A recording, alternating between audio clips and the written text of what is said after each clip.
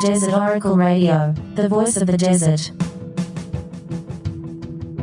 Night has fallen on the desert, and it has been a strange springtime so far. 2 months of springtime remain, which is a nice thought. We've had a lot of rain, a lot of cold, a lot of wind. Not too much in the wildflower department. I was on the road last week, in part to eulogize my old friend Mojo Nixon down in San Diego, and the hillsides on the way were just covered in poppies and other such bursts of color. Through a lot of Riverside and North San Diego counties. Out here in the desert, it's been pretty scraggly, other than some nice bunches of my roadside favorites, the desert dandelions. Along the highways and sandy dirt roads, yellow delos, as they are sometimes called, by me. One thing I've rarely seen in these parts is a great big lupine growing in a desert wash where I've often taken my daily walks over these past, how many decades? Too many. Too many years in one place. The road can't fix that. But when you get away from all the charming people, get out walking by yourself, get out of ear range of the sirens and the monster trucks and the military aircraft, when you're still finding new ways to go this way or that way, even a dreary day can have its moments. Like coming across a big lupine, or being there when the Parry's Nolina stalks are just growing out. A dozen years ago, my friend Barney and I sat down alongside a trail with our lunch a little south of here, and we watched the flower plume rising before our eyes. We caught it just in time on the day of Ascension. That was probably Bigelow's Nolina with the big stalks, 7 or 8 feet tall. It's got one of those funny Latin names that just sounds fake. Which Nolina is that, Barney? The one with the big flower plume. I just love that big Nolina. Oh, well that's the Nolina Bigelow V. Nolina Bigelow V, that's the real name in Latin. But who is Bigelow? Well, it's not Ruth C. Bigelow, who started a tea company in Connecticut in 1945. There's good tea, too, although the name on my usual Earl Grey tea, which I order by the restaurant-sized carton, is Twinings. And it's not Robert Bigelow, the motel magnate out of Las Vegas, who sometimes funds various ghost hunting and flying saucer organizations of dubious everything. It's a name that every field biologist in California should know by heart. John Milton Bigelow. As a doctor and surgeon in the 1800s on a number of important surveys of the American West, and especially along the new U.S. Mexican border, John Milton Bigelow indulged his particular interest in native plants with medicinal uses. John Milton Bigelow was born to a 7th-generation New England family, but was raised and schooled in Ohio, where he received his medical degree in 1832 and developed his love of botany, ranging over the Ohio River Valley and its rich natural bounty. His survey of Ohio's medicinal plants was the first to be published. Having grown up poor and needing to teach school on the side to pay for college, John Milton Bigelow did not shy away from hard work or from challenges or adventure, which he gladly accepted when the chance came up. So at the age of 46, he signed on as surgeon and botanist for the Mexican Boundary Survey.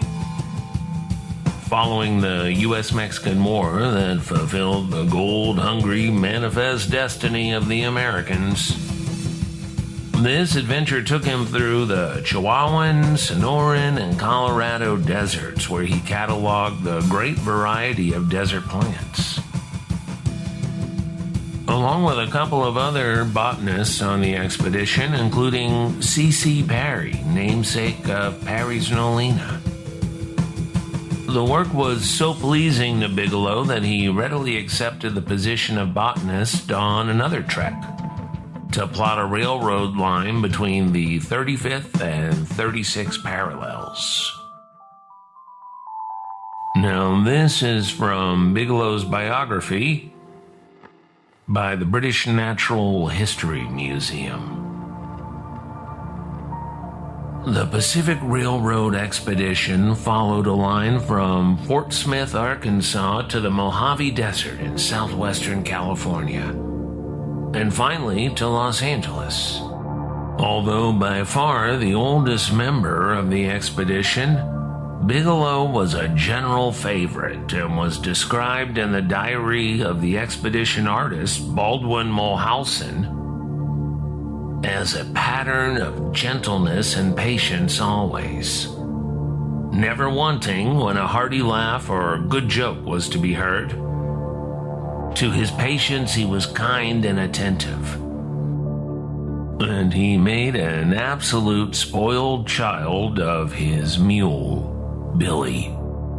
Leaving the party in San Diego at the end of the expedition, Bigelow continued on his own to Northern California and was one of the first botanists to see living stands of Sequoia dendron giganteum, the giant sequoias.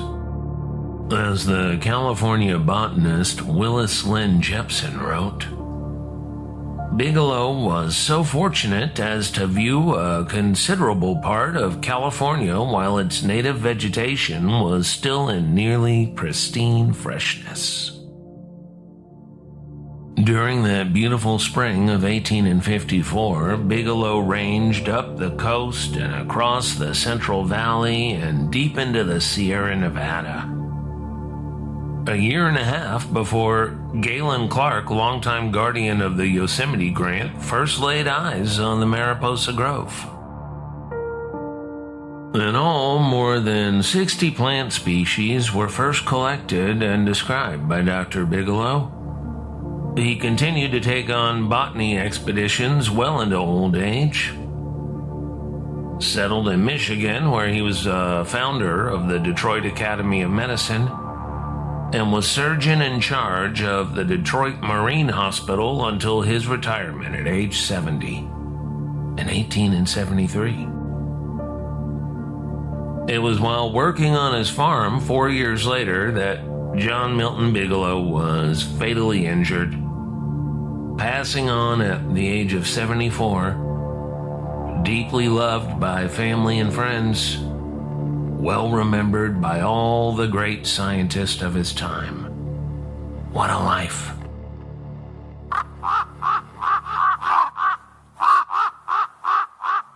Desert Oracle Radio.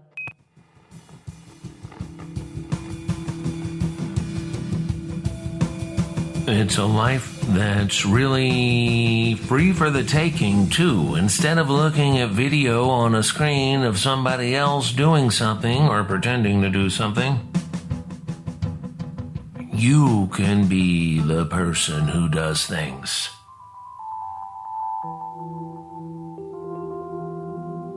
Not for a camera, but in real life.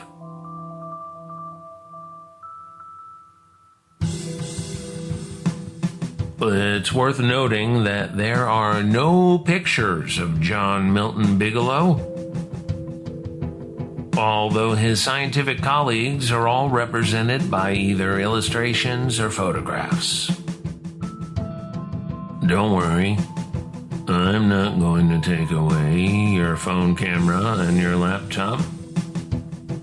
Not yet.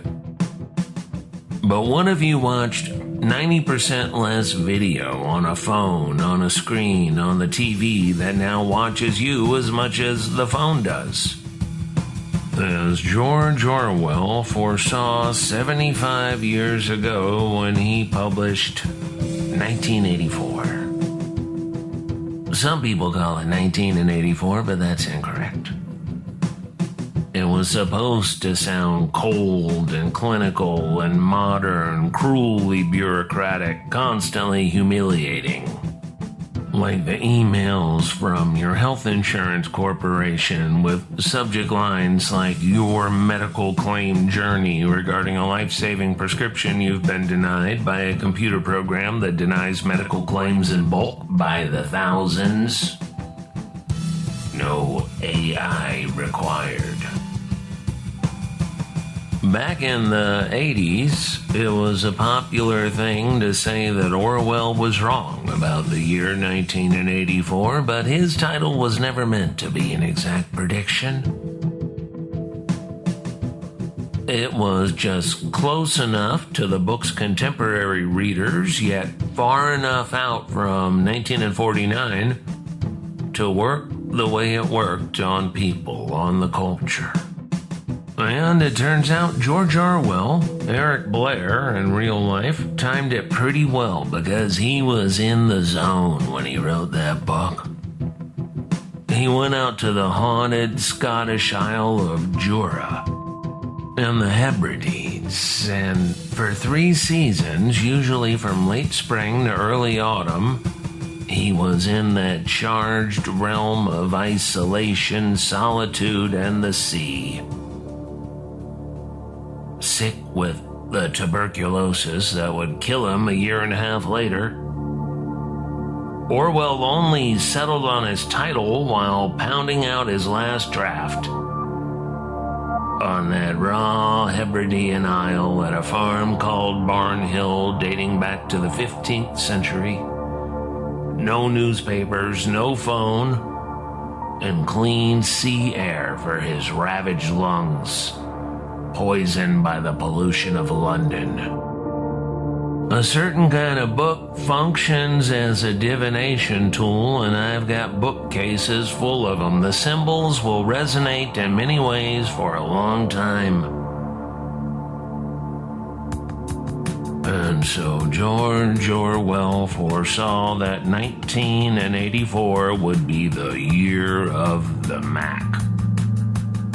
The Macintosh. Named after a Canadian apple discovered by a Scottish farmer. The new personal computer that would lead directly to the constant surveillance most of us live under every day.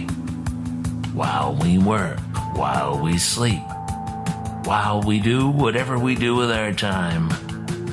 Which is no business of anyone else in a society that has always prized its liberty, while steadily giving it up. From the first Macintosh desktop computer to the first computers with a built-in camera pointed at you, well, that's another 15 years or so.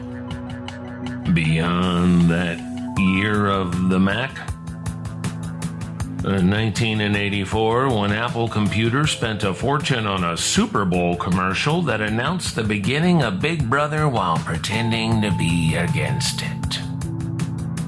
The TVs did not watch you until you started watching TV on devices that watch you back. And we did not start carrying those TVs that watch us everywhere we go until the Mac OS became the iPhone OS. So Orwell was right. With Apple Computer bizarrely playing its own mass televised role in the prediction. The apple of 1984 was the apple the book of Genesis pretends existed in the earthly paradise. And yet, unlike the book of Genesis, the bummer version of the Garden of Eden ancient story that survived while happier versions became the realm of archaeology, our fate is not sealed. We are not forever excluded from the earthly paradise. It's still there, and it needs us to make sure it's still there. As the mountaineer Jesus of Galilee said, "The kingdom of heaven is here with us, but people do not see it." Sometimes people get mad because they listen to this broadcast and they don't like something they hear. But that's the mindset of today. If everything and everybody doesn't 100% agree with your worldview, the worldview you got off social media in place of developing your own personality, well, there's gonna be trouble. Over the years, I've come across angry emails, online messages, podcast reviews, whatever form of digital screaming, and sometimes it goes like this. "You think life was better before?" Insert whatever terrible corporate military intelligence technology forced into our lives in recent years. My answer, which I never actually provide because one should never talk back to the void of misery, is yes, I think that. For more than 3 centuries, all the way until the 1940s, my various ancestors were all rural people living in the mountains, the deserts, the forest. They built and owned their plain rustic homes. They were unhindered by telephone and television. They breathed clean air, raised and hunted their own food, traded surplus with neighbors and in nearby towns. Their schools and cemeteries and churches were likewise built and operated by the people in that community, where a few hundred might be spread over 1,000 square miles.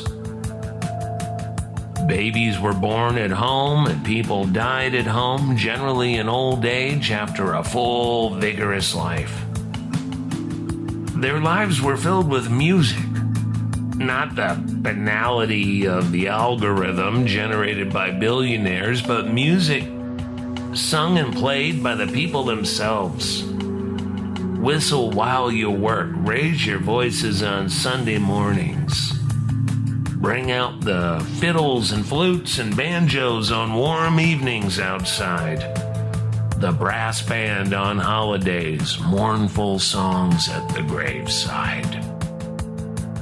"Oh," but somebody complains, "but they did not have modern medicine." Well, that depends, doesn't it? John Milton Bigelow, whom we talked about a little while ago, was part of the long tradition of Materia Medica, the term for medicinal cures from the plant world, a term used from the Roman Empire to the 20th century.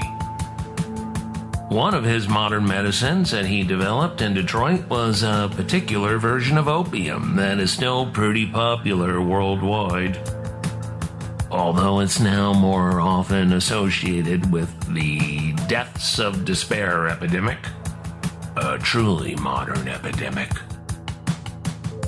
Only since the 1940s has pharmacology replaced the lovely old Latin Materia Medica.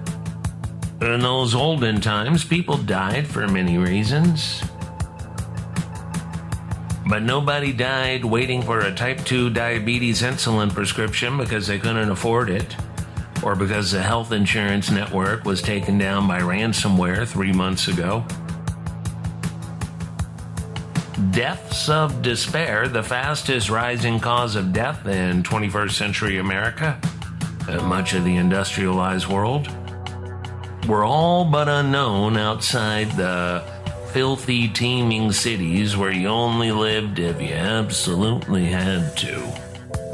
We've all been sold a false bill of goods regarding the discoveries of penicillin and antibiotics and all that. Yes, they were great discoveries by brilliant scientists who never tired of learning from the natural processes of nature, of biology. And yes, they were of great use once humanity became increasingly pinned up into filthy, dehumanizing tenements and poorhouses, the first fruits of the Industrial Revolution. But the outright fiction that humans and our bipedal brothers were helpless in the face of common infection has poisoned our minds like the microplastics and forever chemicals lodged in our brains today. Humans and our close relatives over these past 3 million years have always treated sickness from the same natural bounty that fed, clothed, and housed us. More than half of all the drugs you wait in line for at the Walgreens are derived from ancient cures that the local healer would have concocted from trees and herbs and cactus and minerals like countless generations before. It's why the world's immensely profitable big pharma companies are unlikely champions of saving at least some biodiverse wilderness. From the Amazonian jungles and Malaysian isles to the Siberian forest and Mexican deserts. Tomorrow's supposed new medical discovery is usually an ancient cure that people have forgotten about, as they were pushed out of the natural world and into the artificial everything debt prisons of modern life. And the very miracle cures from Louis Pasteur on down have turned into a sick nightmare in less than a century of widespread use. Bacterial infections, once controlled with little more than clean air and pure water and wild honey packed over a wound, have become Dr. Frankenstein's superbugs. Impossible to control, untreatable, resistant to the harshest antibiotics the industry can synthesize. When you spend a lifetime eating factory-produced meat and eggs and dairy pumped full of antibiotics to fight the filth and misery the animals live out their pathetic lives imprisoned within, then common infections and once rare conditions become common killers. Before the nightmare became daylight reality for most of us less than a century ago, at the time when the sickened George Orwell typed his masterpiece between bloody fits of coughing, few people ever stepped foot into a doctor's office or were rolled into an operating room to have limbs amputated due to epidemic type 2 diabetes, which was all but unknown. This is from a 2016 study of pre-industrial chronic disease from the National Institutes of Health. Quote, converging evidence suggests that hunter-gatherers, horticulturalists, and agropastoralists living under relatively traditional conditions do not experience coronary artery disease or type 2 diabetes. It is unlikely that clinically relevant heart disease and type 2 diabetes were ever frequent causes of morbidity and mortality among older adults in pre-industrialized societies.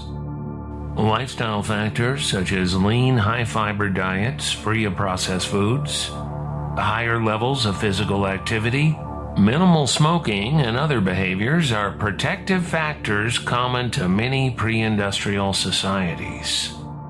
Infant and childhood mortality was always high in pre-industrial society. The Amish in 18th century America were typical, losing about 1 in 5 children to infections and illness and birth defects.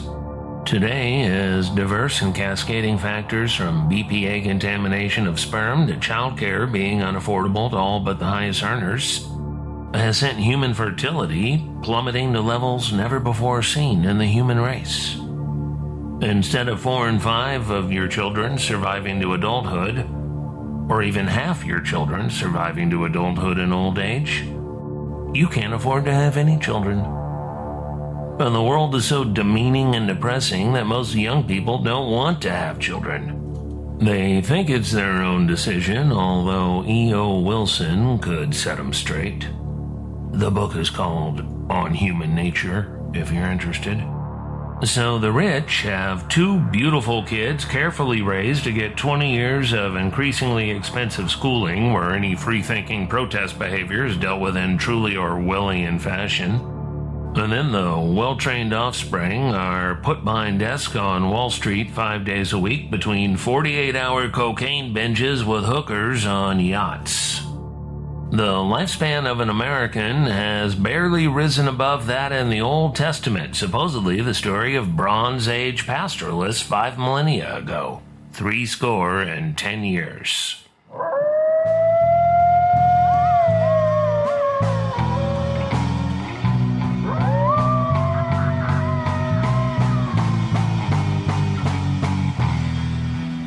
From Amboy to Zizix across the Great Mojave Wilderness, this is Desert Oracle Radio, and I'm Ken Lane with Soundscapes on this program by RedBlueBlackSilver.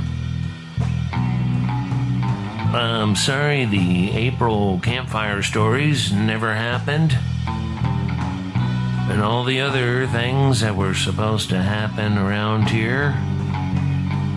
There's a malevolent force around here, no use sugarcoating it, and I'm done trying.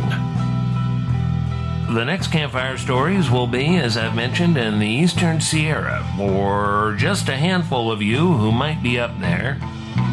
Details to come in time.